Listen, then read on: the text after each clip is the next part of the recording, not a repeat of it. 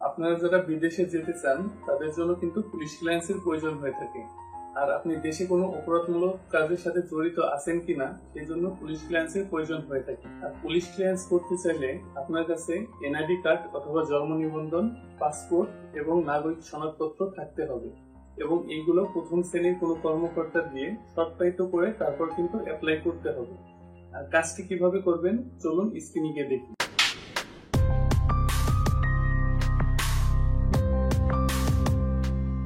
প্রথমে একটি browser open করে গুগলে গিয়ে সার্চ দিবেন পুলিশ ক্লিয়ারেন্স সার্টিফিকেট, এটি লিখে এন্টার দিবেন। এখন police.gov.bd এখান থেকে হোমে ক্লিক করবেন, তাহলে এই ধরনের একটা ইন্টারফেস চলে আসবে। এখন এখান থেকে রেজিস্ট্রেশনে ক্লিক করবেন, তাহলে আমাদের এখান থেকে রেজিস্ট্রেশনের পেজে নিয়ে আসবে।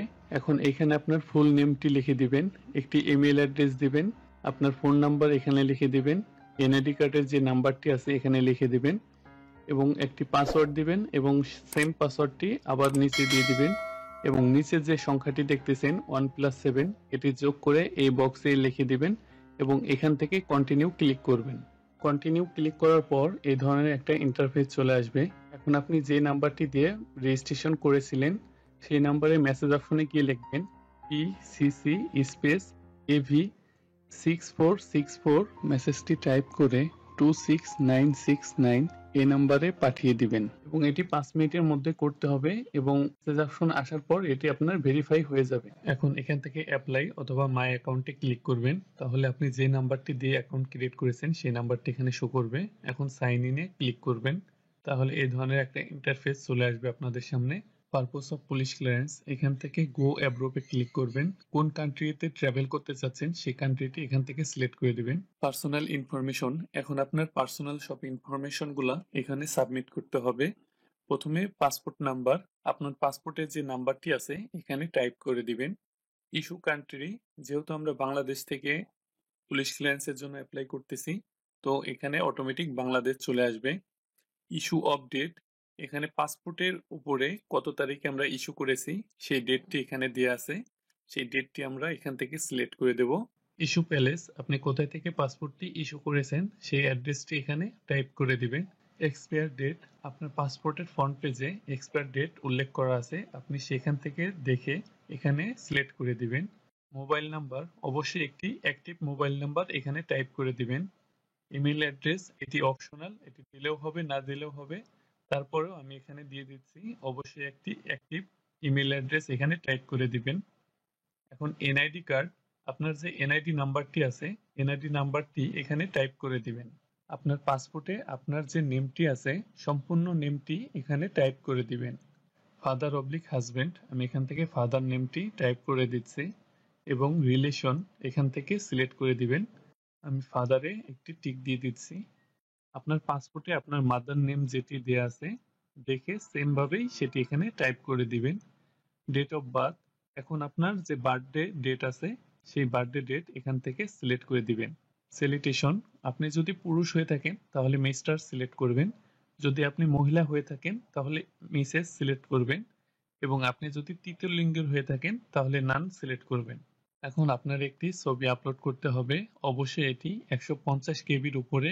এখন আমি চুজ ফাইলে ক্লিক করে ছবিটি ওপেন করে দিচ্ছি। এখন সেভ এন্ড নেক্সট এখানে ক্লিক করবেন। এখন আপনাদের যে পার্সোনাল অ্যাড্রেস আছে সেটি এখানে সাবমিট করতে হবে। Emergency contact address as per passport, এখন এখান থেকে আপনার ডিস্ট্রিক্ট সিলেক্ট করে দিবেন। এখন থানা সিলেক্ট করে দিবেন। পোস্ট অফিস এটি টাইপ করে দিবেন এবং পোস্টাল কোডটি এখানে টাইপ করে দিবেন। আপনার যে ভিলেজটি আছে সেই ভিলেজ অ্যাড্রেসটি এখানে টাইপ করে দিবেন। রোড এবং হাউস এটি অপশনাল, দিলেও হবে না দিলেও হবে। পার্মানেন্ট কন্ট্রাক্ট অ্যাড্রেস, আপনার যে পার্মানেন্ট যে অ্যাড্রেসটি আছে সেই অ্যাড্রেসটি এখানে দিয়ে দিতে হবে। এখন এখান থেকে আপনার ডিস্ট্রিক্ট সিলেক্ট করে দিবেন। এখন থানা সিলেক্ট করে দিবেন। পোস্ট অফিস এটি টাইপ করে দিবেন এবং পোস্টাল কোডটি এখানে টাইপ করে দিবেন। আপনার যে ভিলেজটি আছে সেই ভিলেজ অ্যাড্রেসটি এখানে টাইপ করে দিবেন। রোড এবং হাউস এটি অপশনাল, দিলেও হবে না দিলেও হবে। এখন আপনাকে প্রেজেন্ট অ্যাড্রেস এখানে দিতে হবে। এখন এখান থেকে আপনার ডিস্ট্রিক্ট সিলেক্ট করে দিবেন। এখন থানা সিলেক্ট করে দিবেন। পোস্ট অফিস এটি টাইপ করে দিবেন। আপনার যে ভিলেজটি আছে সেই ভিলেজ অ্যাড্রেসটি এখানে টাইপ করে দিবেন। রোড এবং হাউস এটি অপশনাল, দিলেও হবে না দিলেও হবে। পোস্ট কোড এখানে টাইপ করে দিবেন এবং সেভ এন্ড কন্টিনিউ ক্লিক করবেন।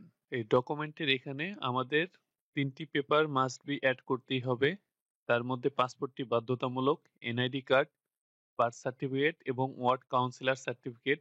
এখান থেকে আমাদের 3টি পেপার সত্যায়িত করে নিতে হবে। সেজন্য আপনারা প্রথম শ্রেণীর কোনো কর্মকর্তা দিয়ে সত্যায়িত করে নিবেন। সত্যায়িত করে তারপরে এখানে পেপারগুলো অ্যাড করে ভেরিফাই করবেন। আর যদি সত্যায়িত না করেন তাহলে কিন্তু পেপার ভেরিফাই হবে না। প্রথমে অ্যাড এ ক্লিক করব। এখান থেকে চুজ ফাইল।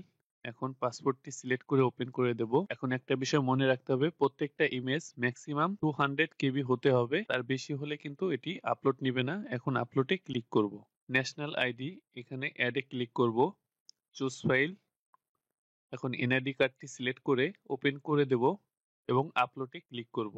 এখন এখানে বার্থ সার্টিফিকেট অথবা ওয়ার্ড কাউন্সিলর সার্টিফিকেট যে কোনো একটি অ্যাড করতে হবে। আমি ওয়ার্ড কাউন্সিলর সার্টিফিকেট এটি অ্যাড করে দিচ্ছি।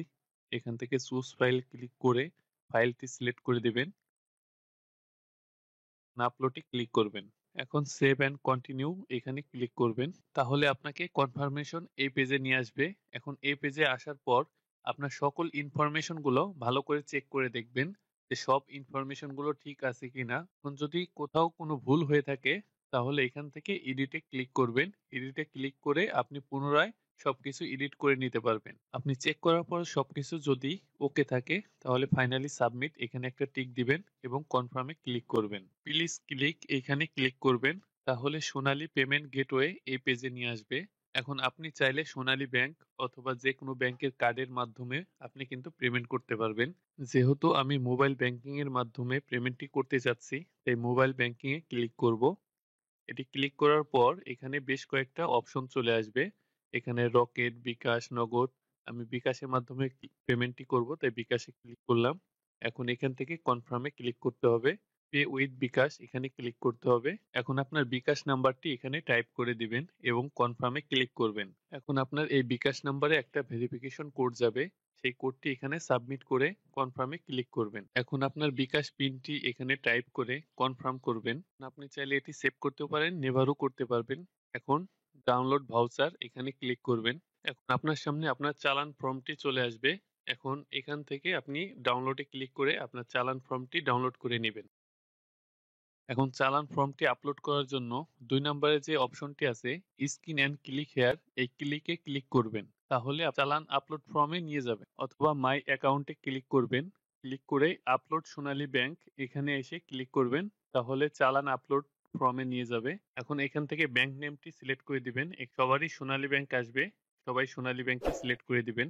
এখন আপনার ডিস্ট্রিক্টটি সিলেক্ট করে দিবেন। এখন ব্রাঞ্চ সিলেক্ট করতে হবে। যেহেতু আমরা বিকাশের মাধ্যমে পেমেন্টটি করেছি সেই জন্য আমাদের এখান থেকে লোকাল অফিস ব্রাঞ্চ এটি সিলেক্ট করে দিতে হবে। এখন আপনাকে এখানে চালান ডেট দিতে হবে। এখন আপনি চালান ডেটটি কোথায় পাবেন? সেই জন্য আপনার যে চালান যেই ফর্মটি ছিল সেই ফর্মে গেলে পরেই আপনার এখানে চালান ডেট এবং চালান নাম্বারটি পেয়ে যাবেন। চালানটি টাইপ করা হওয়ার পর চেক চালানে ক্লিক করবেন। তাহলে আপনার নামটি শো করবে। এখন চুজ ফাইলে ক্লিক করবেন। আপনার যে চালান ফর্মটি আছে সেই চালান ফর্মটি এখান থেকে সিলেক্ট করে দিয়ে এখান থেকে ওপেন করবেন। এখন আপলোডে ক্লিক করবেন। এখন আমাদের 5টি স্টেপ এখান থেকে কমপ্লিট হয়ে গেছে। এখন আমাদের লাস্ট স্টেপটি আছে। এখন এখান থেকে ফিনিশ এখানে ক্লিক করতে হবে। এখন নিচের দিকে যে সংখ্যাটি দেখতেছেন এই সংখ্যার উপরে ক্লিক করবেন। তাহলে আপনার এই ধরনের একটা ইন্টারফেস চলে আসবে। এখন বাম পাশের উপরে যে প্রিন্টার আইকন আছে এখানে গেলে পরে আপনি এই ফর্মটি প্রিন্ট করতে পারবেন। আপনি চাইলে পরে সেভ করেও নিতে পারবেন। এটি প্রিন্ট করে সংরক্ষণ করে রাখবেন। যখন আপনার পুলিশ ক্লিয়ারেন্সটি কমপ্লিট হয়ে যাবে তখন আপনার ফোনে একটি এসএমএস আসবে এবং এসএমএস আসার পর এই ফর্মটি নিয়ে গিয়ে এসপি অফিস থেকে আপনার পুলিশ ক্লিয়ারেন্সটি নিয়ে আসবেন। এই ছিল আমাদের আজকের ভিডিও। যদি ভিডিওটি ভালো লেগে থাকে তাহলে অবশ্যই একটা লাইক দিবেন, কমেন্ট করে জানাবেন ভিডিওটি কেমন লাগলো। সাবস্ক্রাইব তো মাস্ট। দেখা হবে অন্য কোনো ভিডিওতে।